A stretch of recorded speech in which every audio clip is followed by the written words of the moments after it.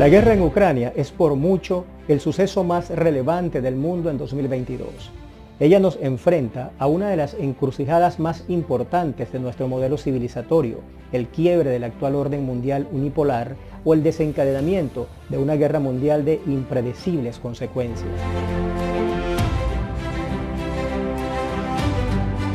Sin embargo, a pesar de su extraordinaria importancia, la narrativa de la mayoría de los medios occidentales reduce el problema a la agresión de la soberanía de un país menor por la delirante apetencia imperialista de un país mayor, lo que junto a la escasez de debate público nos mantiene muy alejados de las verdaderas causas estructurales e históricas de un conflicto de tanta complejidad y trascendencia para la humanidad, cuya comprensión, no es difícil suponer, requiere mucho más que la lógica simplista del enfrentamiento entre unos buenos y otros malos. En los siguientes minutos vamos a revisar tres de las situaciones que han tenido mayor implicación en el desarrollo de un conflicto que no comenzó con los acontecimientos militares del pasado 24 de febrero, sino que se remonta al fin de la Segunda Guerra Mundial.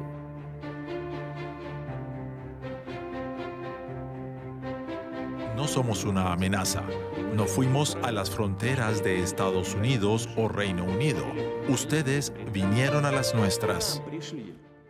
La orden de la incursión rusa en Ucrania, por contraria al derecho y a los principios fundamentales de las relaciones internacionales y humanas que sea, como de hecho lo es, no vino de la nada.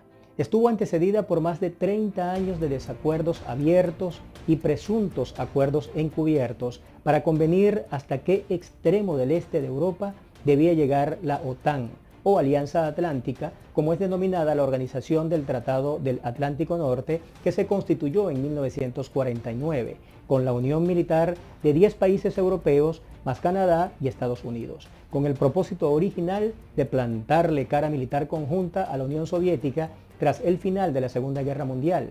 Pero después de 30 años de la caída de ese bloque comunista, la OTAN no solo sigue en pie, sino que se ha expandido importantemente hacia el este de Europa, siendo que el acercamiento a sus fronteras es considerado por los rusos como una grave amenaza a su seguridad nacional. Una perspectiva que es justo reconocer no solo han sostenido los rusos. A principios de los 90, la administración de George Bush, tras el colapso de la Unión Soviética, aseguró repetidamente que no buscaría extender la OTAN a Europa del Este, o como sentenciara el entonces secretario de Estado James Baker, la OTAN no se extenderá ni una pulgada hacia el este.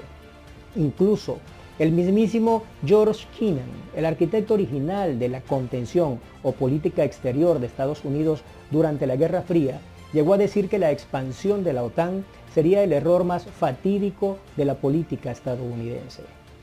Pero, para mayores señas, en junio de 1997, 50 destacados expertos en política exterior norteamericana publicaron una carta abierta en la que le explicaban a Clinton y al mundo que la expansión de la OTAN, liderada por Estados Unidos, era un error político de proporciones históricas que perturbaría la estabilidad europea.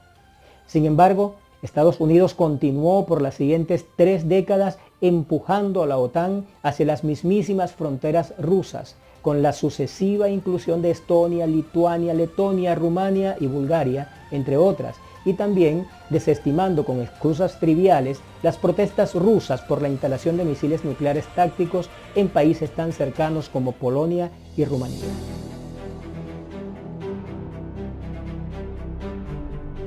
Ucrania mantiene el curso estratégico, anclado en la Constitución, con el fin de convertirse en miembro de pleno derecho, tanto en la Unión Europea como en la OTAN.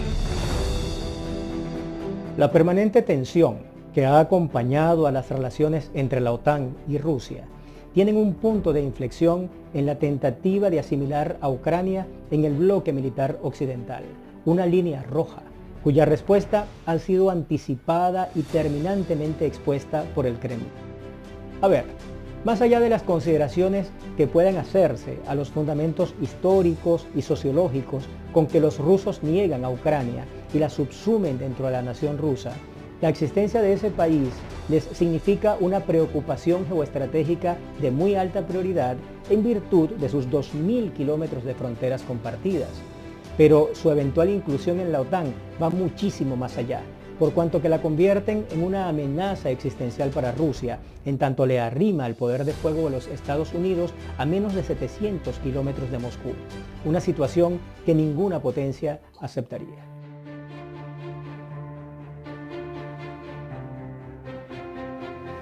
Nos hemos visto obligados a crear una industria armamentista permanente de vastas proporciones.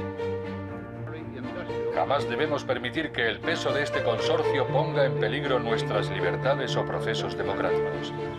Ya han pasado más de 60 años desde que el presidente de Estados Unidos, Dwight Eisenhower, en su discurso televisado de despedida, habló del concepto de complejo militar industrial, conformado por las Fuerzas Armadas y los fabricantes de armamento, y advirtió de su creciente injerencia en el manejo de la política exterior del país.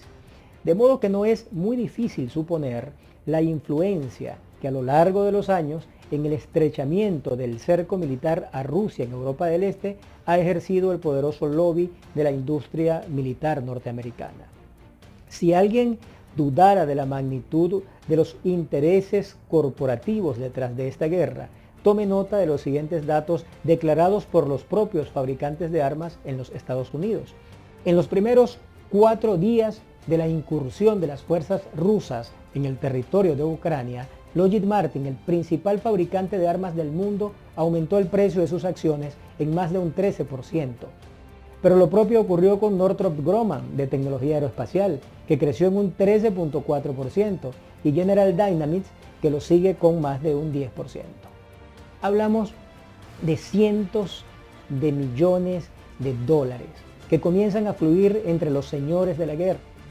Y la situación en el campo energético no es distinta. Las exportaciones de gas de Estados Unidos están marcando récord histórico. Estados Unidos acogió con satisfacción la declaración de la Unión Europea a principios de este mes de que reduciría rápidamente su dependencia del gas ruso. Hoy hemos acordado un plan conjunto para lograr este objetivo. El compromiso de Estados Unidos de suministrar a la Unión Europea al menos 15.000 millones de metros cúbicos adicionales de gas natural licuado este año es un paso importante en esa dirección. Un pacto que puede llegar a suponer que Estados Unidos triplique sus importaciones para finales de este año. Y el grifo del petróleo también está desatado, por cuanto que Estados Unidos decidió liberar 180 millones de barriles de sus reservas estratégicas como un gesto para intentar frenar la escalada de precios, con mucho sentido comercial, porque aprovecha un excelente momento del precio para suplir el gas y el petróleo que vendía Rusia a la mayoría de los miembros de la OTAN. Como diría Bertolt Brecht, habrá guerra mientras un solo ser humano gane dinero con ello.